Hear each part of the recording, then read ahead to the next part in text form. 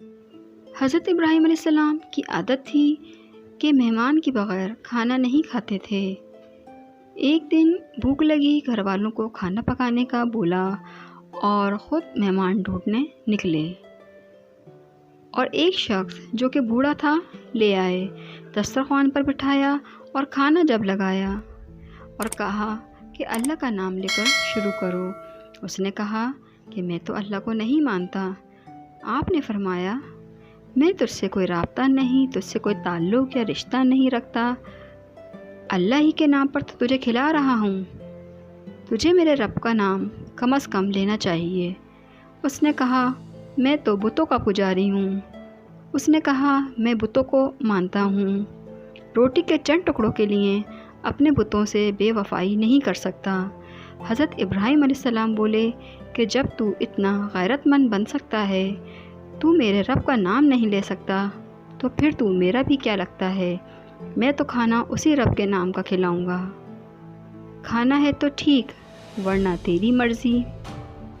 وہ شخص حضرت ابراہیم علیہ السلام کے درس سے اٹھ کر چلا گیا۔ وہ گیا تو جبریل امین حاضر ہو گئے، سلام کیا، سندیسہ سنایا۔ رب کہتا ہے کہ اے خلیل، تو نے میرا ایک بندہ ناراض کر دیا۔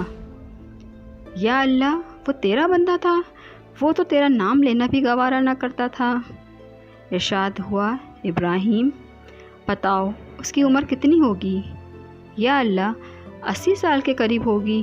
کہا، اتنا عرصہ ہو گیا میں رزق دے رہا ہوں نا، تو ایک دن اسے کھلا نہ سکا؟ آپ بہت شرمندہ ہوئے۔ اب حضرت ابراہیم علیہ السلام اس شخص کو ڈھونڈنے نکلے۔ وہ دور پہاڑ پر جا چکا ہے۔ انہوں نے کہا، میاں کھانا ٹھنڈا ہو رہا ہے، جلدی آؤ۔ اس نے کہا، ایک شرط ہے، میں تیرے رب کا نام نہیں لوں گا۔ کہا، مت لینا۔ اس نے کہا، لہجے میں اتنی گدازی اور نرمی کیسے آ گئی؟ تم تو کہتے تھے اپنے رب کے نام کے علاوہ کھلاؤں گا نہیں۔ کہا، اسی رب کا ہی تو پیغام آیا ہے کہ میں بھی تو اسے دے رہا ہوں۔ اس نے کہا، اگر تیرا رب اتنا اچھا ہے تو کھانا بعد میں کھائیں گے، پہلے اس کا غلام بنا لے مجھے۔ سبحان اللہ۔ Thanks for watching. ویڈیو اچھی لگے تو پلیز چینل کو سبسکرائب ضرور کر دیں، ویڈیو کو لائک کر دیں، اپنا بہت سا خیال کریں۔